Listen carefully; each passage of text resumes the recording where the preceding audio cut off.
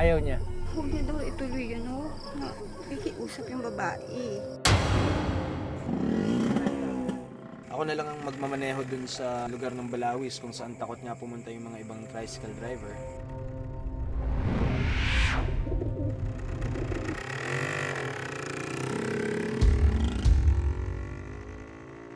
Bakit naman siya umiiyak? Taga-taga po yung ganito niya, eh, oo. Dami niyang putik sa mukha. Ayun nga po, ayun siya, oh. Ayan, oh. Hindi siya sa inuupuan namin na aksidente. Hindi nga po. Para siyang naglakad na papunta doon. Yung daw kaputol tumaas, yung kaputol bumaba, nawala. Ang Malolos, Bulacan ay naging kapital ng unang republika ng Pilipinas. Ito rin ang naging himpilan ni Pangulong Emilio Aguinaldo mula 1898 hanggang 1899. Dito rin itinakda ang unang konstitusyon ng ating bayan. Kaya naman lubos na ipinagmamalaki ng mga taga rito ang kanilang barangay. Ngunit, dahil ba sa mahaba at madugong kasaysayan ng isang lugar, kung kaya't marami rin kababalaghang nangyayari sa isang barangay? Si Ryan Eigenman, buksan ang mga mata.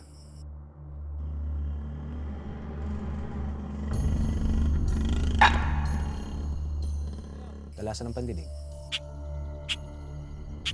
Palawakin ang isip.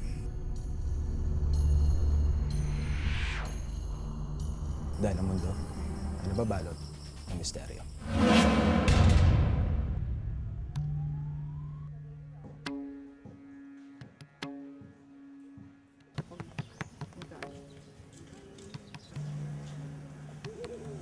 Malayo sa ingay ng lungsod.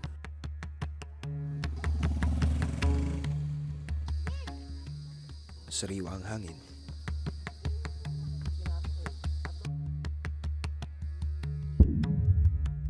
Walang ipinagkaiba sa mga pangkaraniwang daan ang kalsadang ito tuwing umaga. Ngunit sa pagsapit ng gabi, tila nababasag ang katahimikang bumabalot sa pook na ito.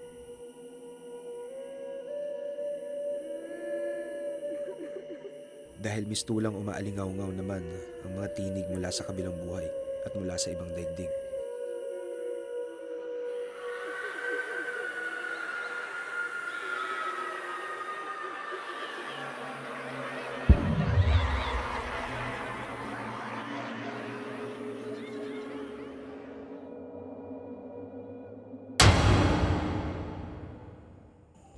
Balawis.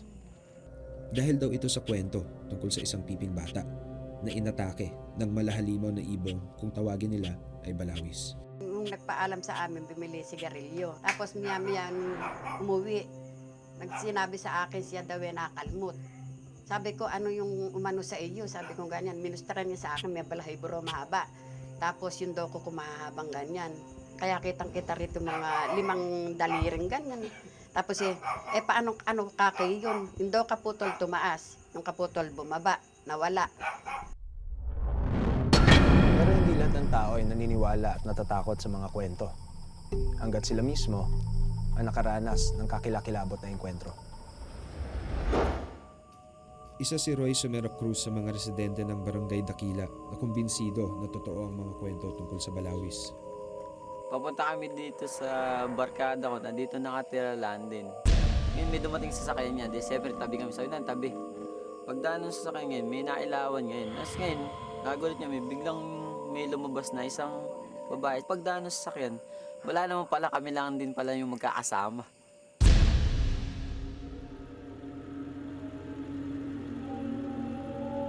Napaliko na ron sa lugar na yun na sinasabi nilang may balawis daw. At may nakita ako akong bata. Ang suot naman niya sando na puti na medyo madumit. May dala-dala siya. Hindi ko naman ganong naninag dahil medyo may kadiliman pa sa parte sa gawiron. Nagkatitigan kami. Noong time na yun, palampas na ako. Nakatingin pa rin sa akin.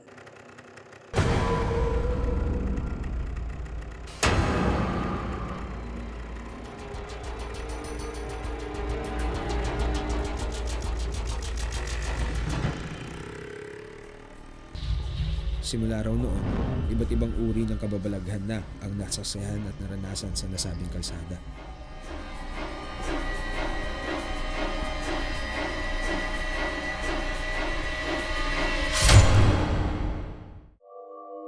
Sa paniniwala ng mga taga-barangay Dakila, tahanan hindi lamang ng mga halimaw na ibon ang nasabing daan, kundi ng iba't ibang ligaw na kaluluwa rin.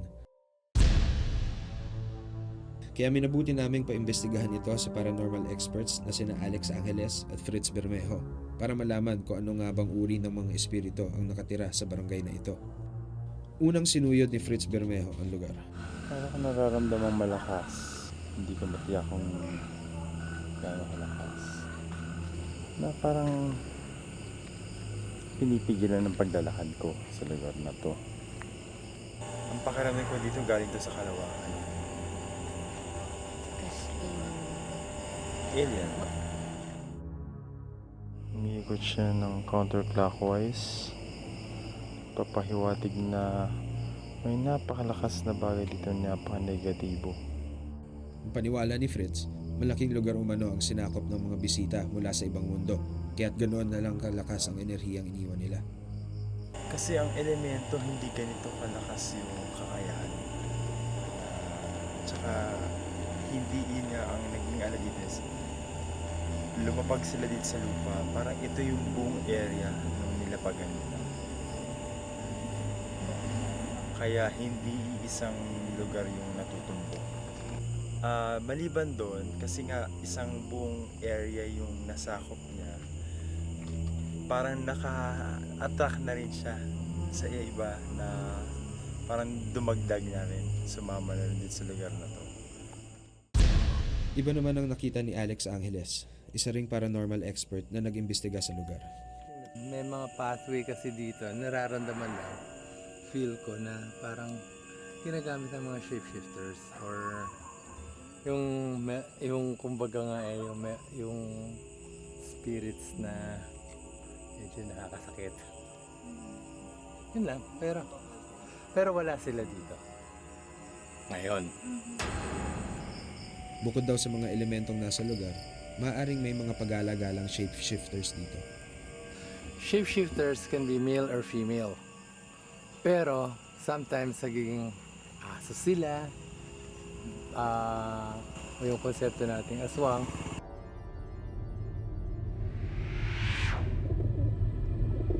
Isang aso, nagiging baboy ramo, pusang malaki, yun. Yun ang mga basic shapeshifters. Pero magkaiba man ang resulta ng kanilang pag-iimbestiga. Parehong naramdaman ng paranormal experts na lumayo o umalis ang mga elementong naninirahan sa lugar noong gabing yun. Nagiging ghost town daw ang isang lugar dito sa Barangay Dakila tuwing lulubog ang araw. Bukod sa walang taong naglalakas loob na dumaan at magtagal dito, naglipa na rin daw ang mga multo tuwing kakagatan dilim. So syempre, pupuntahan ko ang lugar na kinatatakutan ng lahat. Pero bago ang lahat, kailangan ko muna maghanap ng maglalakas loob na pwedeng maghatid sa akin papunta sa Balawis.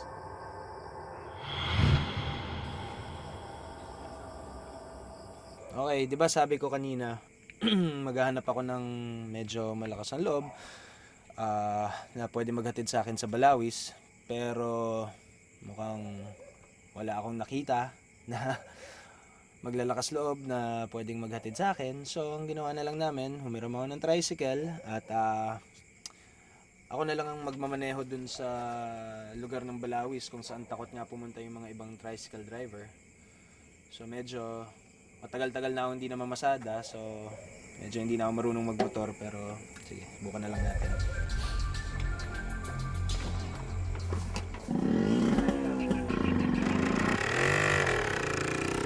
Humiram ako ng tricycle at ako na lang ang magmamaneho dun sa lugar ng Balawis kung saan takot nga pumunta yung mga ibang tricycle driver. So medyo matagal-tagal na ako hindi na mamasada, so medyo hindi na ako marunong magmotor, pero sige, subukan na lang natin.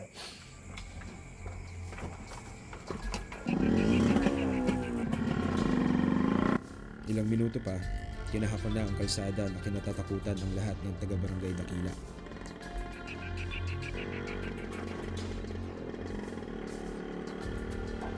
Makapanindig balahibo ang tanawin dahil sa matataas na puno at halaman.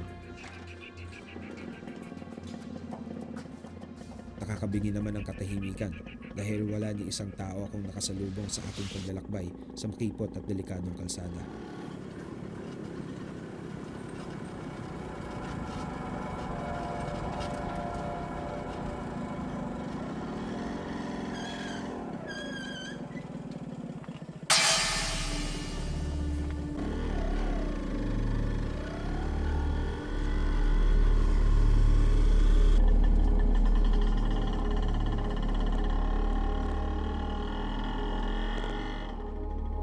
Nakailang ikot din ako sa kalsada, pero ni isang pagpaparamdam, wala akong naranasan. Okay. So, medyo ilang beses ko na dinaanan ng trike tong lugar ng Balawis. Ito yung parang kinakatakutan ng mga tricycle driver daanan pagka dating ng alas 10 ng gabi. Wala naman akong nakita na white lady or kapre or tikbalang. Wala naman tumalon sa harap ko para magulo yung pagmamaneho ko. Nakakaano lang talaga yung lugar. Nakakakaba kasi, di ba? Naririnig niyo yung mga ungol ng aso. Nakita niyo naman dun sa tape na parang madilim, maraming mga puno, talagang napupulubutan ngayon ng puno, maliit yung kalye. So syempre, siguro kahit kung ako yung nakatira dito, kakabahan din ako pagdating ng 10 oras ng gabi. Nakakakilabot lang yung lugar. Pero anything na mananakot talaga, like kahit anong engkanto, kahit anong elemento, wala naman akong na-experience na gano'n. Dahil wala akong nakitang kakaiba sa pagpasada ko sa Barangay Dakila, humingi ako ng tulong kay Alex Angeles, isang paranormal expert, para malaman kung totoo nga ang mga kwento tungkol sa lugar na ito. Ginagamit natin itong punong to para kumuha ng mga images ng mga spirit souls or elementals na dumadaan dito sa lugar na to. Mamaya, tignan natin kung ano yung mga nakikita natin dito. Tignan natin kung may makukuha tayong image dito sa puno ng manggan to. We'll see later on. Isa santol, eto mangga. Now, meron akong naramdaman at nakunan dito ng litrato sa punong to. So, checkin natin ang image na makukuha natin.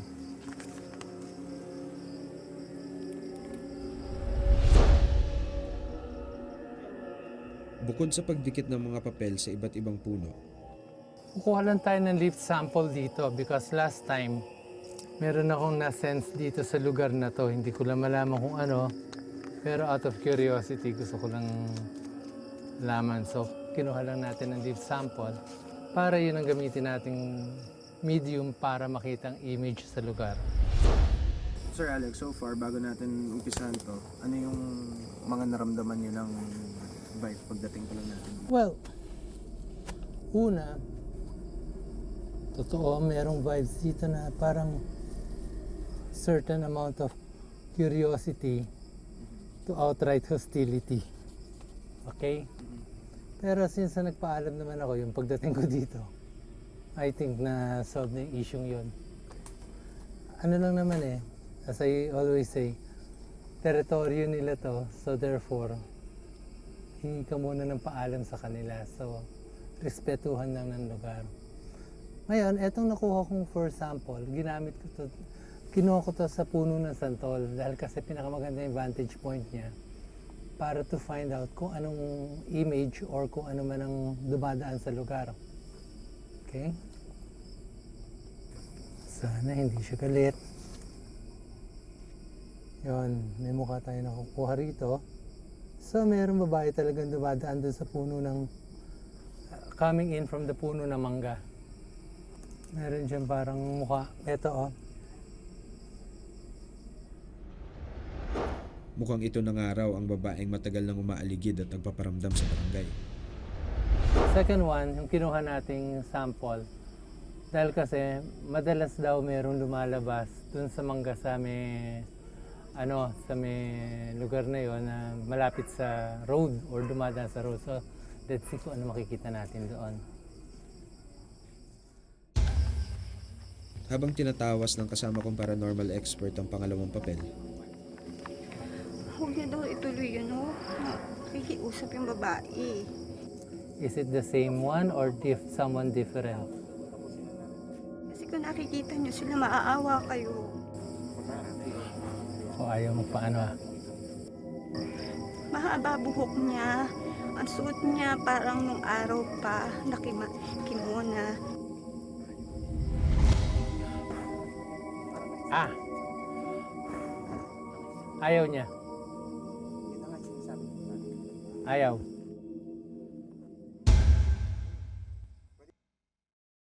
Yun ang isang paraan para pagpapakita ng isang elemento o spirito na ayaw niya magpakita. So, binibigyan natin, karapatan naman niya yun eh. Hindi naman natin pinapwersa yun eh. Tiyempo naman, may dumating dito kanina, yung lokal na manggagamot nila na pangalan Ana. Sige po, sige po. Sa lugar. Oo. Kasi yung ano dyan o yung elemento dyan. Oo, yung babae po talaga, ayun po siya. Oo nga. Sa inupuan niyo po. Oo nga, Ayun po siya. andun siya. Ayaw nga niya magpakita kanina. Ayun po Okay siya. lang. Ayaw po niya, umiiyak po siya. Nakikiusap siya, huwag na lang siyang pakialam. Ayun po, oo. Okay. Yun lang po. Kaya nga, so since ayaw naman niya, siguro hindi naman namin pakikialaman na siya.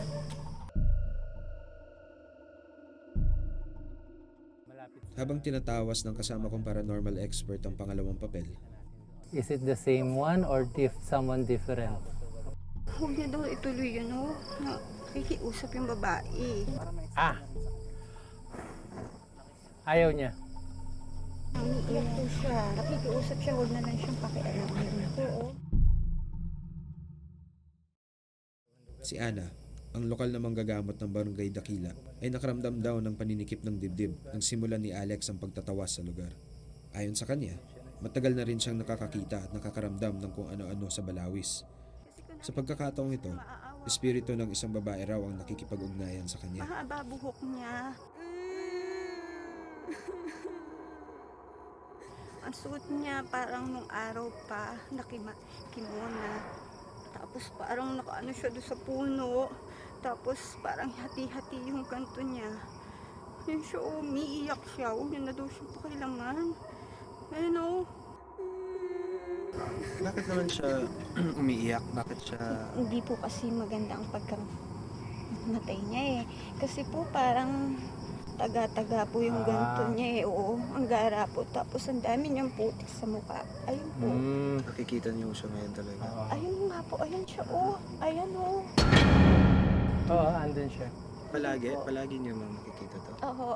Pero matagal na ang kanyang kaluluwa dyan, hindi ba? Tagal na po. Kasi Oo. po, ang ginagawa lang po niya, binabalik-balikan niya lang po niya kung saan siya. Saan siya na hindi ba? Ayun po. Pero Dahil iniintay pa ho niya, baka sakaling dumating yung taong gumawa sa kanya ng gano'n. tingin mo mapapakiusapan natin siya.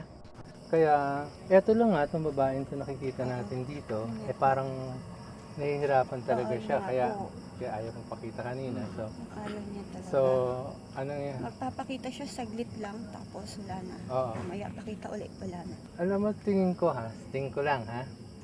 Okay? Hindi siya sa puno na yun na sa inuupuan namin na aksidente.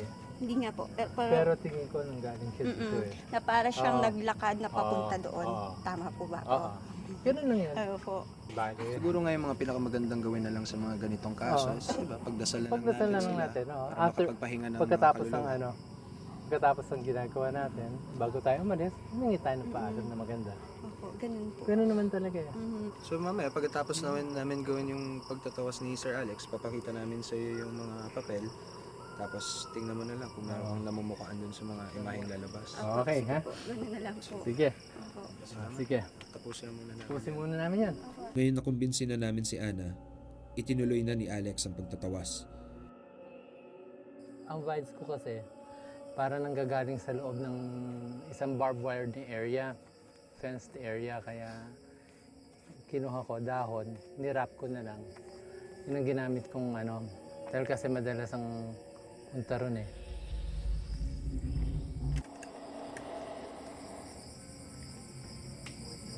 Turo nyo nga, sir. Ito.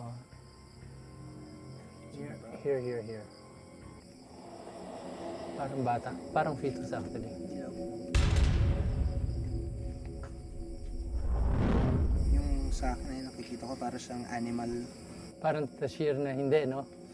kambing na walang sungay. Oo. Yung pinaka dark spot na yun yung mata. Oo.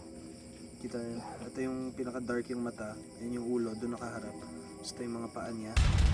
Parang actually siguro yan yung sinasabi natin shapeshifter na papanggap minsan na bata. Intriguing ako dito Kasi so far, sa lahat ng beses na ginawa natin itong pagtatawas, it's either mukha talaga yung nakikita Parang ngayon lang ako Ito ng buong katawan.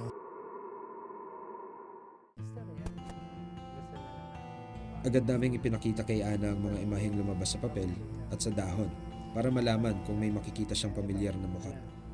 Ano nakikita mo? May nakikita ka? Babae po. Yung babae. Malungkot po siya. Anong photo? Yan. Oo, ayun po. Kitang-kita niyo mukha niya. Okay.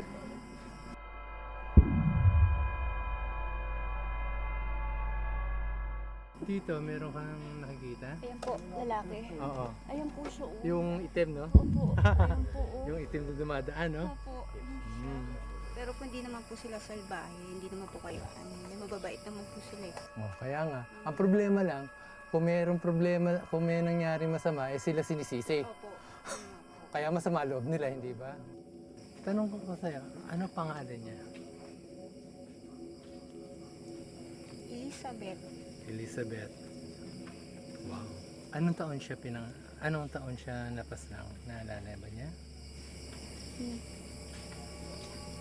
Dito niya 1980.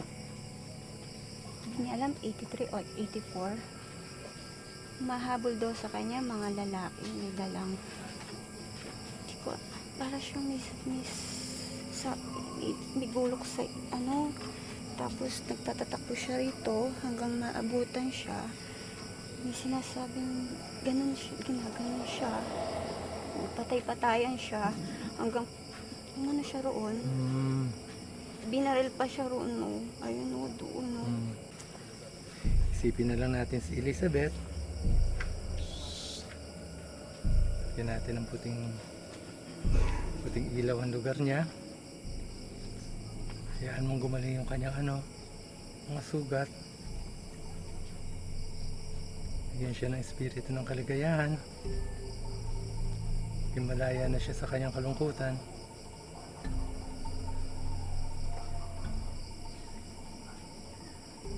Kumusta na siya? Medyo okay pa, hindi pa? Medyo okay na po siya. Medyo okay na. Kaso daw po, yung mga tao daw dito, kahit pa paano, pagpapasok, magbibigay man lang daw ng sign na darating sila kahit busina. Oo. Para Okay. kung sakali man daw. At hindi sila mapagbintangan. Yun po. Okay. So, Elizabeth, hari naway pumunta ka na sa langit at pumunta ka na sa ilaw.